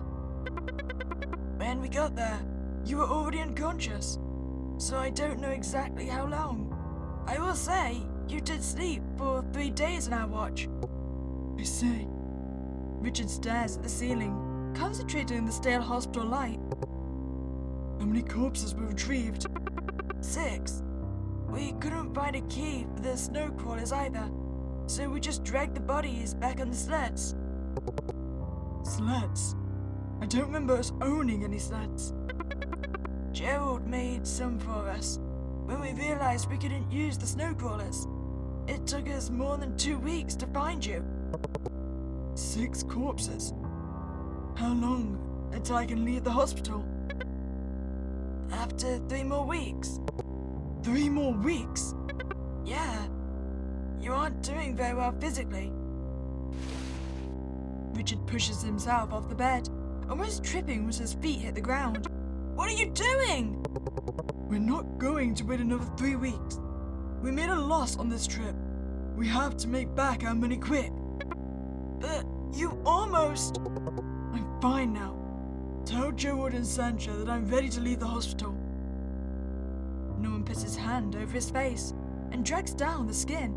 Frustration lingers in the corners of his lips, but he doesn't say anything. He can't say anything. Nothing he says will ever change anything. He steps out of the room to talk to Gerald and Sandra, just as his father had asked.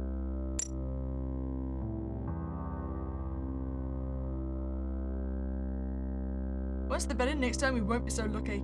So I'm guessing then it's not necessarily the days we need to worry about, it's making sure we do that ritual. So I think that ritual is what makes it even able to find the building.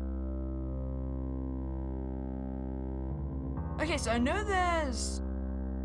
I don't know if it's a different ending or you just get an achievement for it, but it's keeping the dog alive when you get to the end. And there's also something about Patricia. I think if we request a ritual to heal ourselves, I think it has an impact on Patricia. So we can test that as well. At least we know how to actually survive right now. Okay, perfect. So I kept the dog alive this time. It doesn't seem like it's changed a lot. I mean, they were still found.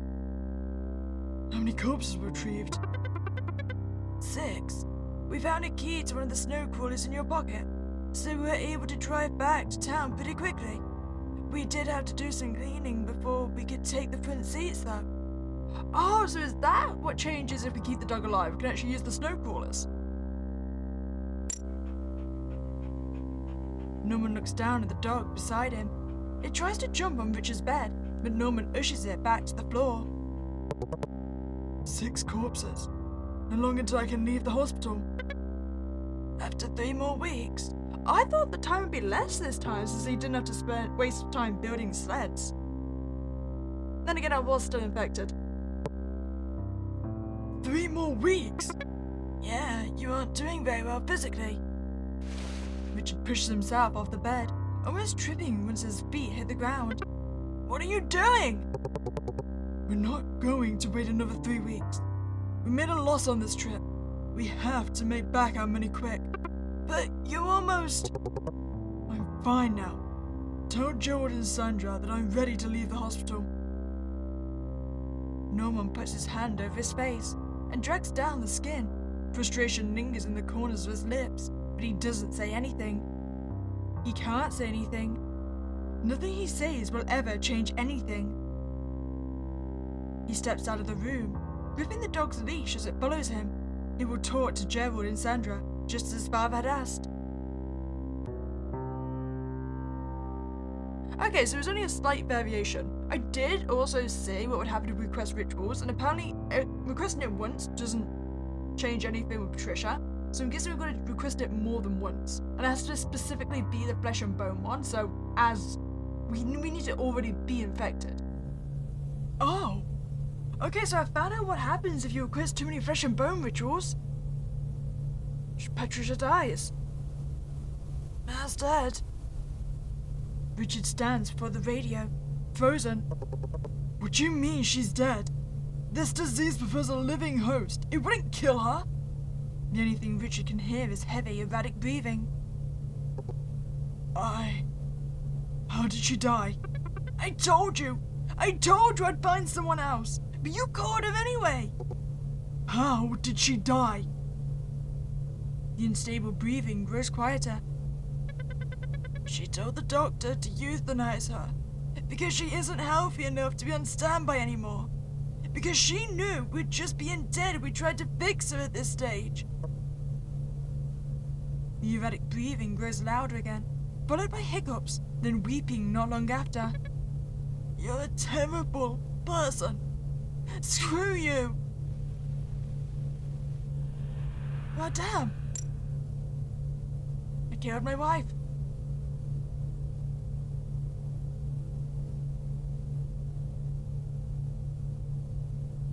And I've still got an infected foot, so it was all for nothing. Can I do the ritual to at least, let myself escape from here? Okay, so draw the idol on the paper. There we go. So I know he's getting here tomorrow, so at least he'll be able to get in now. Assuming it's still coming. Okay, so an offering's done. And I should just leave the mold for now. Okay, I'm still in the mold. There we go. Yeah, just heal myself and then take a nap. Oh, they did still come get me. Richard. Richard's eyes weigh heavily on his face. Is he alive? Of course he is. A hand slaps him on the cheek, and Richard's head turns to the side. Should we pour water on him? No, just let him rest. We can check on him later. Two pairs of footsteps disappear into the abyss. After staying in a comfortable sleep for a little bit longer, Richard finally opens his eyes. How are you feeling?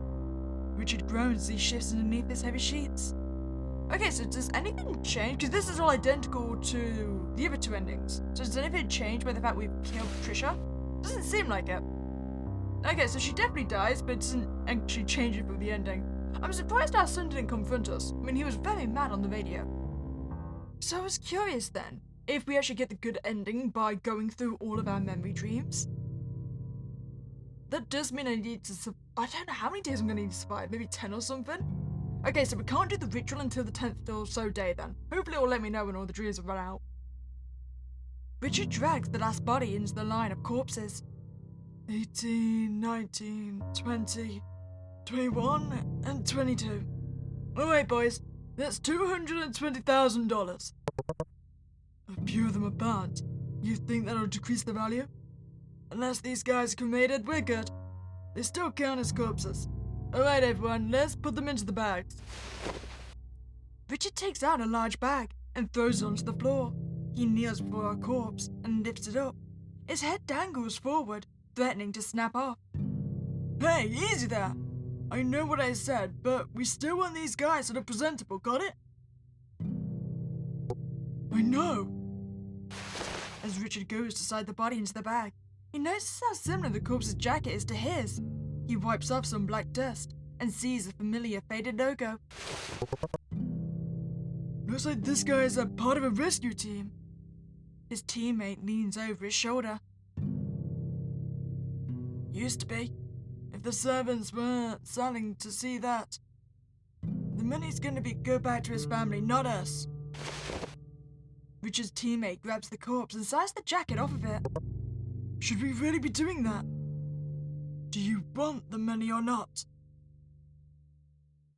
Richard looks away and says nothing.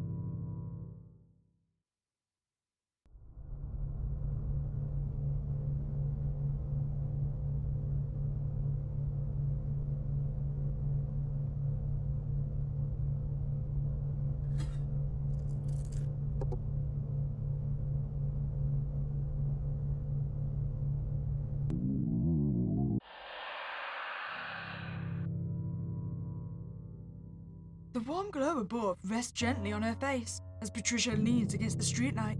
She looks at the man beside her, leaning down next to his comm, listening intently to it. She scans the street once more. The bus isn't here yet. Don't think I'd see you again. What are you doing out here? Waiting for the bus. Obviously. What are you doing out here in this town? His gaze is still focused on the comm as he throws his palm over his shoulder. Patricia looks to the right to see a dingy building off to the side of the street. That's the closest repair shop to my apartment. My comm worked just fine after they fixed it, but it looks like it's acting up again. If that's the same one you used in high school, you should probably just buy a new one. Richard continues to fiddle with the comm, and suddenly, it speaks intelligible words. The Australia research team has requested aid 1 month, 2 weeks and 6 days ago. Please enter 1543641 if your team is interested in assisting. There are currently 14 teams interested in assisting. Richard raises both his hands in victory. Oh, you can just keep it around. Richard picks up the calm and lifts himself up. So, what are you here for? Job interview. Did you get it? Nope. I'm guessing you got your job though. Yep. Been in the field for 4 years now. We both stare at the street once more. The bus is nowhere in sight. You still grow tomatoes? I grew plants other than tomatoes, you know. But yes, my setup's not as impressive as the one in the greenhouse. But it's something. You willing to share? Her head snaps to his direction, and she squints at him. Huh? He spreads his arms in defeat, hand still holding on to the calm. Fine, I'll pay. She blinks, and then tilts her head, processing the situation. Okay, I have around 5 ripe tomatoes right now. When do you want to buy them? I'm free this Thursday. We can meet at this bus stop again. What time are you available? I'm thinking of becoming a farmer. Oh? Richard's ears peak up. The only thing I'm really interested in is growing plants, so I might as well work on a farm, right? She hands him a bag of tomatoes as he reaches into his pocket for cash. A farm, huh? My uncle used to run a farm. I lived at his place for a while before he sold it. She leans against the streetlight. Richard hands her a wad of cash and she pockets it. Sounds nice. It was. He grabs a tomato out of the bag and takes a bite from it. Just so you know, I didn't wash them. He takes another bite. Once I get rich enough from this gig, I'm gonna retire at 30 and buy myself a farm. Retire at 30? That's funny. Once Richard finishes the tomato, he wipes his hand on his pants. We can own the same farm if you want. Patricia raises an eyebrow and gives him a lopsided grin. That came out of nowhere. Not interested? You'll have to meet me more often for that to happen. Does that mean more tomatoes? Richard walks through a golden field. It sways gently, like an ocean's tide. His eyes are focused on the simple, rustic farmhouse in the distance. The sun sets behind it, creating a warm halo around his home. Richard! A faint echo rings through his ears, but he keeps walking. Richard! He carries heavy bags with freshly pickled tomatoes. Damn it, Richard! You're going to get yourself killed! Suddenly, he feels an impact on the back of his head. He looks down to see a rock. Get back here, Richard! He looks up and sees his teammates far behind him, with a beet red face. He blinks, and the wheat field disappears, replaced with a dark cavern filled with perfectly circular holes. Stupid idiot! You're leaving without us! What's the problem? I got the corpses. He lifts the body bags to back up his point. Everything is fine, Andy. The corpses have been retrieved. We can go back now. A woman puts her hand on top of the angry man's shoulder. As Richard regroups, he catches the woman glaring at him. We were going to figure out a safer way to retrieve them. If you keep this up, you're really gonna die, alright? Do you know what that would do to Andy financially if a teammate died on a mission? The man clears his throat, but Richard shrugs in response. I'm alive, and I retrieved the corpses. What's the issue?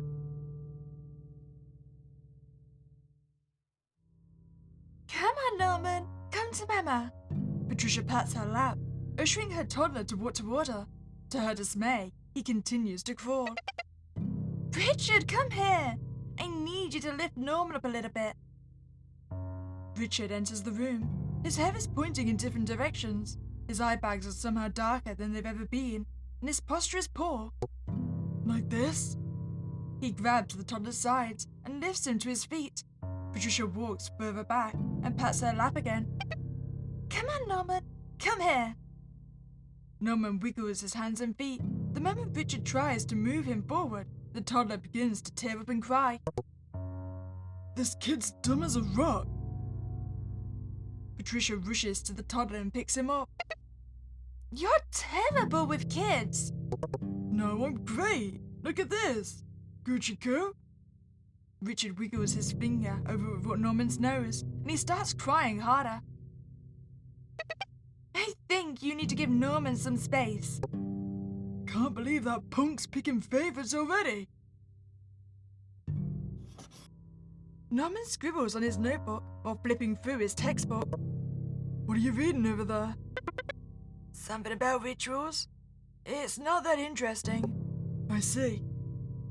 Richard drags out an empty seat and sits on it. He places his calm on top of the dining table, covering some of his son's notes. Census Night Research Team has requested aid. Norman squints at his dad, but doesn't say anything. He lowers his head back to the textbook and taps his pen on the table. 1 month, 2 weeks, and 16 days ago. Please enter 5536287 if your team is interested in assisting. Norman scans through his paragraphs, but every time he gets to the end, he blinks hard and starts at the top again. There are currently 28 teams interested in assisting. Norman stares at the com with a lopsided frown. Ever thought about joining a rescue team? We make good money. No, I haven't really thought about jobs yet. Well, if you and I are both on a team, we make more money as a family. Just saying. Okay. And who knows? Maybe we can get rich enough to have you retire at 30. Get ourselves a nice farm and live off the land. Norman raised an eyebrow. Retire at 30? I don't know about that. It's not impossible. I guess. Norman, hurry up! Norman hugs the wall tightly, trying not to look at the swirling mist reaching upwards. The water pipes barely provide enough surface for his feet to stand on. The wind carries the echoes from below. Look! Look at me! Look at me! Look at me! Look! The voices whisper like snakes. It almost feels like the sound can touch him, like they can grab him by the legs and drag him down. Everyone's waiting for you! Norman looks up, making eye contact with his father, who is kneeling at the top of the building. I can't move my legs. Richard's brows furrow. Unless your feet are frozen, which I highly doubt considering how nice the weather is today, you can definitely walk. Norman grits his teeth and looks to the right. If he can go a little further, he'll finally reach the ladder. He takes a deep breath, scoots 1 foot forward, then stops. I'll grab a rope. Give me 1 second. After a few seconds, Norman sees a rope hovering beside him. You can tie that around your wrist, then give it a nice firm grab. If you ever fall, you'll have something to hold on to. Ignoring the fact that the rope would do little to nothing if he actually fell, Norman uses the false reassurance to continue forward. The moment he climbs onto the building, he collapses on his knees. Are you okay? Yeah, I'm just fine. His legs tremble beneath him. Listen, if you ever want to skip out on one of the more dangerous missions, you can let us know, alright? No, I'm fine. Richard walks next to his son and kneels beside him. He puts a firm hand around his shoulder. You can't keep freezing up when you see that kind of stuff.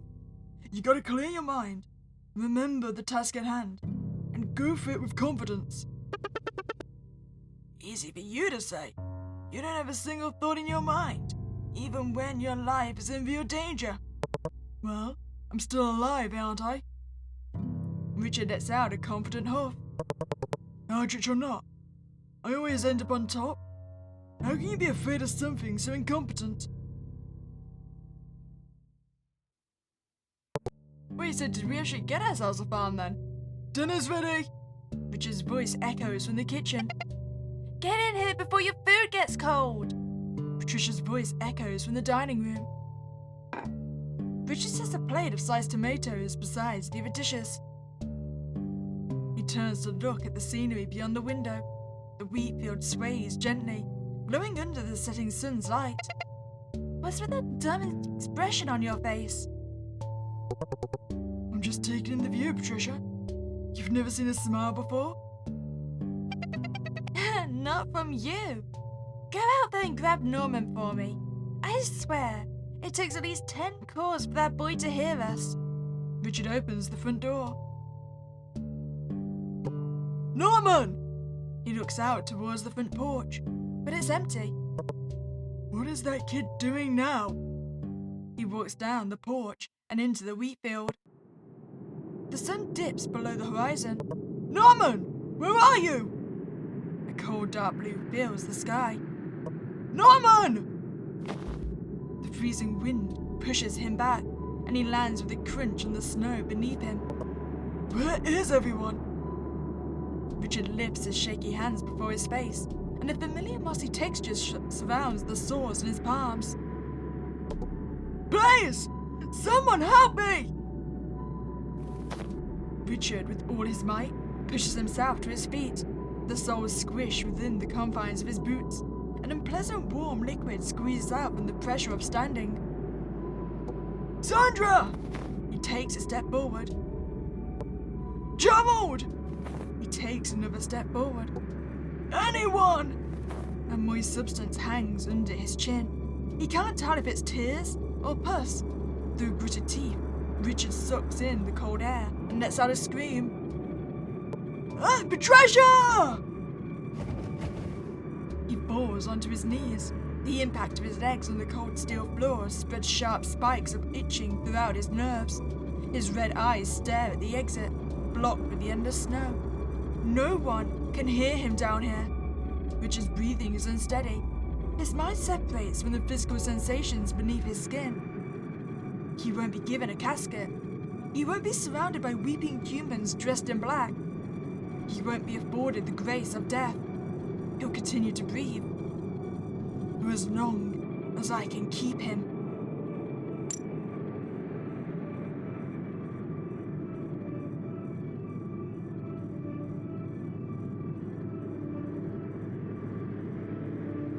Oh! Okay, so that is an ending. So, I just stayed trapped in there forever then. My mind actually breaks. I thought this was going to be like a good ending, like we get to the end of the memories and gives us the will to live, but apparently not.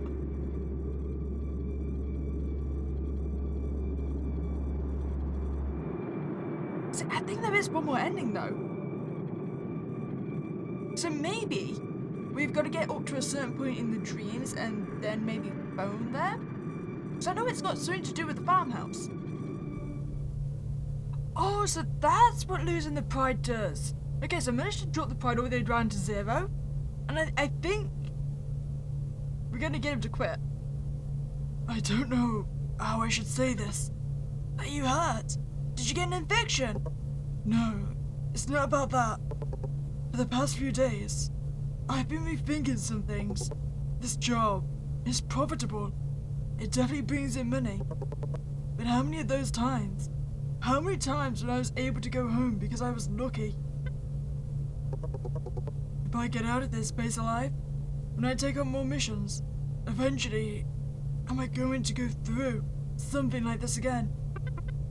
Probably. That's something I always worry about. I think I've made up my mind. When I get out of here, I'm going to do something different, something safer. That means I don't have to be on a rescue team anymore, right? If I'm leaving, then I won't fault you for doing the same. Norman's sigh can be heard from the other side of the comm, as if he'd been waiting his whole life to hear this very sentence. Great, I'll let Ma know. Richard goes to talk about... Okay, so now I need to... I should get out alive. So, yeah, pride on 0.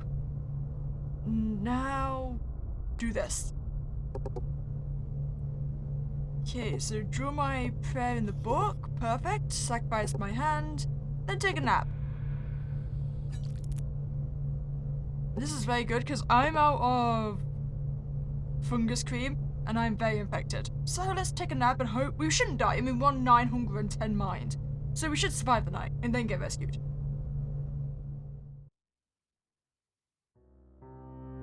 Richard? Richard's eyes weigh heavily on his face. Is he alive? Of course he is. A hand slaps him on the cheek, and Richard's head turns to the side. Should we pour water on him? No, just let him rest. We can check on him later. Two pairs of footsteps disappear into the abyss.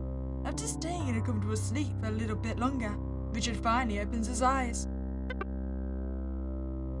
Sweet. So where's... There's where it's changed. So, I wanted to talk to you about what you said on the comm. You remember what you said, right? Oh, you said a lot of stuff, Norman. I don't remember what you're talking about. You told me that you didn't want to be on a rescue team anymore. That you'll pick a different job after this mission. I already told Ma about it. I remember now. So, you still feel the same way about that, right? Richard thinks about the farm, the wheat field, the small garden behind the rustic house. He reaches a hand forward. It's so far away. Yeah, I give up.